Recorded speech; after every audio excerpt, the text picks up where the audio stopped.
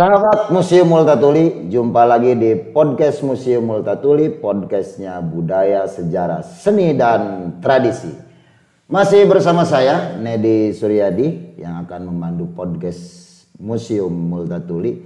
Dan hari ini Museum Multatuli kedatangan tamu yang sangat luar biasa, tentu masih asli dari warga Kabupaten Lebak. Dan sudah bersama saya ada Kang Yusef Ridwan Soleh. Selamat berjumpa di podcast Museum Multatuli, Kang Yusef. Iya, assalamualaikum. Waalaikumsalam. Terima kasih sudah hadir di podcast Museum Multatuli. Siap, sama-sama Kang. Makasih juga udah diundang ya. Oh iya, tentu karena Kang Yusef ini bagi kami adalah salah satu orang yang penting untuk diwawancari di podcast Museum Multatuli. Tapi saya perasaan nggak punya masalah nih. Oh enggak. Oh, bukan ya? Bukan Ini karena ada masalah, bukan ini ya? bukan interogasi kantor yang lain. Ini kalau ditanya-tanya di Museum Multatuli pasti arahnya positif. Siap. Dan tidak bikin jantung kita berdebar. Nah, Kang Yusef ini kenapa tadi bercerita soal ini ditanya-tanya, bahaya nggak nih? Karena sesuai dengan posisi beliau dan stigma masyarakat biasanya agak gawat. Karena Kang Yusef ini adalah selain seniman, beliau juga adalah ASN. Anjir. Jadi ada dua sisi yang berbeda ya? Ada dua sisi yang berbeda. Ada ASN, kemudian ada seniman. Iya, iya. Tapi saya hari ini tidak akan mewawancarai Kang Yusef sebagai seniman, sebagai ASN. Oh, siap. Saya akan mewawancarai sebagai seniman. Seniman ya. Karena kalau sebagai ASN saya seragamnya bukan ini. ASN agak lain seragamnya. Lain, ya. Berarti sebagai seniman ya. ASN ya? itu siang. Siang. Kalau malam jadi seniman. Iya. Asik juga begini nih. Nah, kalau seniman itu biasanya punya nama panggung. Oh, ada. Oh, ada nama panggung ya. Kalau nama ASN-nya Yusef. Ya. Kalau nama panggung? Kalau nama panggung teman-teman sih sering manggilnya Kang Abok. Iya. Kang Abok. Emang agak ngeri-ngeri sedap nih namanya agak ya. ngeri namanya ya, Abok ini. Jadi kalau salah kaprah itu ngeri. Padahal aslinya itu anti mabok, Kang. Yo, Abok itu jangan dari anti mabok. Anti mabok. Kalau pakai nama yang lain kan itu produk ya. Iya. Ya udah Abok aja deh gitu. Anti mabok. Karena ini ASN harus jadi contoh yang baik juga di teman-teman seniman. Ya. Ya, kalaupun ada yang mau mencontoh ya. Ya. Kalau enggak ya enggak jadi soal juga. Iya. Oke, hari ini bagi saya cukup luar biasa karena jarang sekali ada seniman merangkap sekaligus menjadi ASN. Iya. Ini gimana awalnya? Apakah berkesenian dulu kemudian tertarik menjadi ASN, atau jadi ASN dulu kemudian tertarik jadi seniman? Oke. Kayaknya sih dari senimannya dulu. Oh. Karena saya sebelum jadi PNS itu sudah berkesenian. Kemudian karena dulu saya ngehonor di salah satu tempat dan ternyata alhamdulillah diangkat, jadilah PNS. Oh, gitu. Awalnya seniman honorer. Seniman honorer. Seniman honorer ya. Iya. Sekarang seniman PNS berarti nanti seniman pensiunan. Iya, seniman pensiun. Bukan preman pensiun ya, ada seniman pensiunan ternyata. Kalau berkesenian itu dari muda, berarti dari kecil maksudnya? Ya, minimal zaman sekolah lah. SMA. Ya, SMP SMA lah mulai mengenal, bergabung dengan teman-teman ngebentuk band dan lain-lain gitu. Oh, biasa ya. Di SMA itu lagi senang-senangnya band-bandan gitu ya. Iya, buat memikat perempuan. Iya, kebanyakan visi-misinya begitu. Iya. Ngeband itu biar menarik di tongkrongan, biar menarik perhatian perempuan kan gitu. Biasa anak muda pada tahun itu ya. Iya. Mulailah ngeband dari SMA itu ya. Mulai membentuk grup band. Iya. Setelah lulus SMA. Jadi kalau istilahnya zaman SMA masih cinta monyet lah band-bandannya gitu, belum serius. Ya, terus belum menemukan jati diri. Jadi apapun kita bawain lah. Yang penting anak-anak pengen lagu ini kita bawain, nyaman atau nggak nyaman kita nggak tahu ya. Tapi sekarang udah bisa memilah gitu. Jadi kemana nih arahnya? Musiknya musik yang mana gitu. Mulai informasi mulai bertambah ya. Gitu. Kemudian referensi musik mulai bertambah gitu. Ketika kuliah diseriusin tuh, baru terbuka gitu ya. Jadi minimalnya maksud saya mulai menemukan jati diri sebagai musisi dan di genre apa, ya itu semenjak kuliah ke sini lah gitu. Sampai sekarang. Jadi apa namanya, SMA itu kan kalau kita main musik itu dader aja gitu ya. Asal hepan aja lah. Asal gitu. Hepan, yang penting happy, yang penting senang-senang buat senang-senang gitu. Pada akhirnya karena konsisten akhirnya menemukan. Pada akhirnya menemukanlah satu genre yang kemudian disukai. Betul. Genre apa kalau boleh tahu? Genrenya hip hop, Kang. Jadi saya nge-rap. Ini yang biasa marah-marahin mic. Iya. Ini jarang juga orang yang ngambil genre ini. Iya. Apalagi di Kabupaten Lebak ya. Di Betul, Kabupaten Lebak mungkin masih bisa terhitung. Betul. Yang ngambil genre hip hop. Saya juga terjebak sih, nggak sengaja. Oh gitu. Jadi gini ceritanya. Zaman pertama yang tadi saya bilang band itu ya, ikut-ikut festival dan lain-lain, pengen jadi vokalis, tapi setelah ikut festival menyadari, oh saya itu jauh loh kualitasnya dengan vokalis-vokalis yang lain. Mereka yang bisa tinggi, nada tinggi gitu, vibra dan lain-lain. Saya nggak bisa. Sempet putus asa, ya udahlah nggak usah nyanyi. Begitu muncul Iwaka sebagai rapper, nah ini gitu. Iya. Tambah lifestyle-nya yang juga saya suka gitu dengan dunia hip hop. Ya akhirnya konsisten lah. Suka ke Iwaka, akhirnya mempelajari rap, nyari referensi lain-lain, dan akhirnya nyari partner juga gitu kan buat bisa berkarya. Alhamdulillah sampai sekarang. Partnernya akhirnya dapet ya. Iya. Karena mungkin secara genre hip hop ya tidak tadi itu tidak membutuhkan suara yang secara umum pada penyanyi ya. Iya, untuk alat vokal gitu untuk ya. Vokal tidak perlu yang mendayu-dayu gitu dan lain sebagainya itu ya. Walaupun ada tetap ada teknik di situ, cuman beda dengan yang tadi itu vokalis band biasa gitu ya. Iya, jadi beda genre, beda treatmentnya untuk menjadi jadi vokalis ya. Iya. Akhirnya memilih hip hop. Iya, saya nyaman di situ. Oke. Gitu. Sudah dari tahun kapan berarti Kang Abok di hip hop? Di hip hop itu sekitar 2006, bukan hip hop tapi ya, maksudnya rappernya dulu. Kalau hip hop kan genrenya ya. Sebagai rapper itu mulai konsisten itu 2006 ketika diajak temen bikin band genrenya hip rock. Awalnya hip rock dulu kan. Nama bandnya Mikrofon, makanya di medsos saya tuh selalu ada nama Abok, belakangnya Mikrofon. Oh, Abok Mikrofon. Karena itu yang ngangkat nama saya untuk sebagai rapper. Jalan berapa tahun, kemudian teman-teman bubar, saya ngebentuk hip hop yang secara utuh. Tahun berapa ya, bareng Kang Diungkul desain juga itu, namanya Bisot Gang. Itu rapper-rapper Lebak yang tadinya dia di band juga sama kayak saya gabungin tuh, saya tarikin khusus rappernya doang. Dibikinlah hip hop, namanya Bisot Gang. Alhamdulillah udah jalan berapa tahun juga, ya silih berganti sih Kang. Iya. Cuman kalau untuk sekarang yang terbaru, karena kalau ceritain semua kan takut kepanjangan ya. Saya sekarang ada 2 nih labelnya, sebagai nama pribadi Abok, solo hip hop ya, sama band tapi cuman berdua, DJ dan saya nge-rap, itu namanya Out of the Box. Lebih ke genrenya IDM rap lah gitu. IDM. Karena zaman sekarang memang lagi rame ya. Yang IDM kayak begitu. Menyambut perkembangan teknologi juga. Nah, itu. Ya, akhirnya ada IDM dan lain sebagainya itu. Oh, jadi dua ini yang dijalani sekarang, Abok sebagai tadi solo di hip hop, kemudian sama Out of the Box. Ya. Jadi ada boxnya juga tuh biar ada ciri khas. Oh, itu Abok berarti. Yang penting serba box saya gitu. Jadi yang mikrofon itu, Abok Mikrofon itu udah nggak ada sekarang ya? Kalau mikrofonnya ya udah nggak jalan. Ya, mikrofonnya khawatir nanti yang menghubungi takutnya ini vokalis apa vendor kan gitu. Abok Mikrofon. Atau tukang servis mikrofon. Tapi pernah ada yang menyangka begitu? Ya, bercanda-bercanda ada. Bercanda-bercanda ada ya.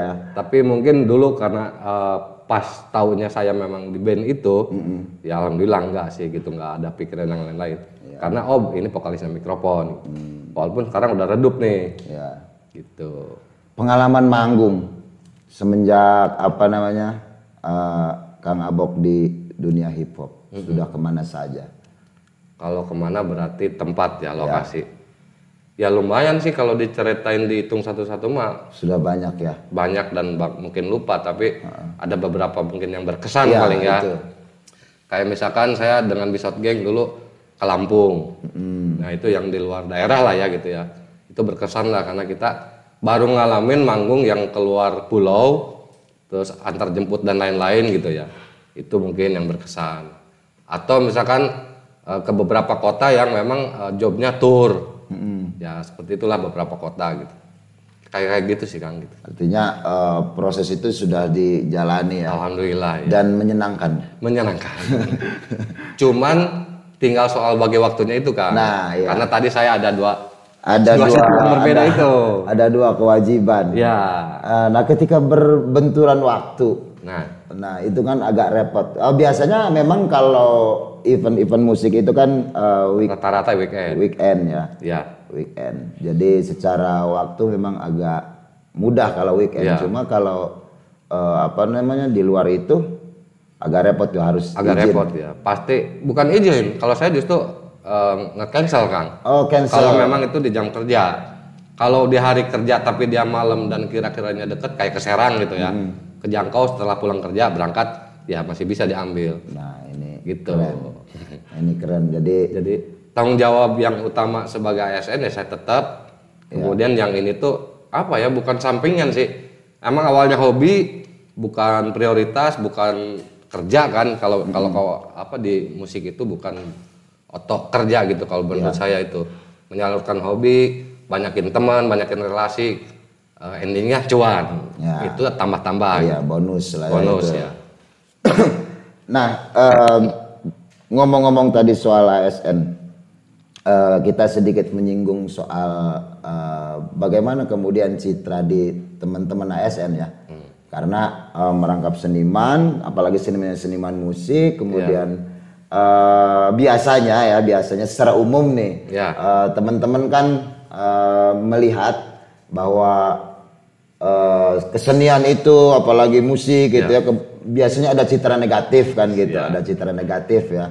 Walaupun nggak juga sih sebenarnya, tapi stigma itu masih ada. Nah, Kang Abok sendiri di internal ASN itu gimana tanggapan teman-teman ASN? ASN kok merangkap seniman nih gitu? Alhamdulillah sejauh ini aman. Ya mungkin karena kembali ke kitanya Kang. Dimanapun kita, ya kalau bisa jaga diri, bisa menempatkan diri, insya Allah akhirnya kepercayaan itu tumbuh nih dari rekan-rekan. Ya termasuk pimpinan lah. Tahu bahwa saya berkesenian gitu.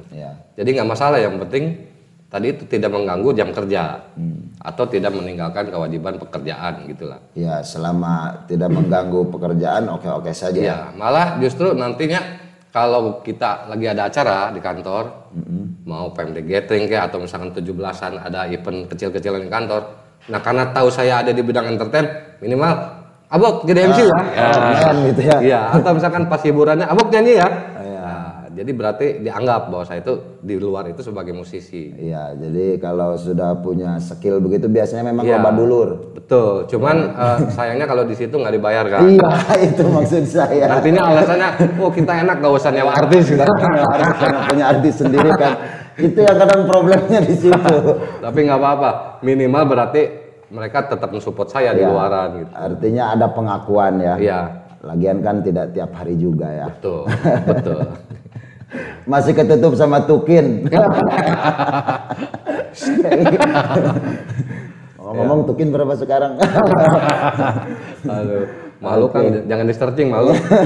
Jangan di searching ya, teman-teman, cukup teman-teman ASN aja yang tahu. Kita kembali lagi ke hip hop, Kang Abok. Saya melihat sih ya, nggak tahu benar nggak tahu, nggak Kang Abok yang lebih tahu. Saya melihat sih banyaknya genre musik itu bukan sekedar genre, tapi kehadiran berbagai genre musik itu, ada rock, kemudian ada blues, ada jazz, termasuk yang digeluti sama Kak Abok adalah hip hop. Bukan sekedar genre dan juga bukan sekedar musik, tapi saya melihat ini sebuah gerakan kebudayaan. Iya, betul. Betul nggak menurut Kak? Betul, betul. Nah itu bisa beri gambaran nggak ke saya bagaimana kok gerakan kebudayaan melalui genre musik itu, hip hop sendiri misalnya? Ya, betul Kang. Jadi kalau saya di hip hop itu kembali ke sejarahnya itu kan memang dari Amerika sana ya. Betul. Pergerakan Afro Afrika yang dulu itu ngerasa tertindas, ini kulit hitam tertindas oleh kulit putih. Betul. Lalu mereka bikin pergerakan sampai jadi hip hop, sampai jadi rapper gitu ya. Berkembang itu menjadi sebuah genre musik dan kita sepakat waktu zaman Bisot Gang nih kalau pertama hip hop itu kita sepakat oke, kita bikin hip hop, tapi karena kita orang Rangkas Bitung dan orang Sunda, kita kombinasikan gimana caranya kita ngambil kebudayaan orang tapi tidak meninggalkan kebudayaan kita. Ya. Maka jadilah genrenya hip hop Sunda. Nah, Jadi ada bahasa Sundaan. ada bahasa Sundanya, bahkan kebanyakan memang bahasa Sunda.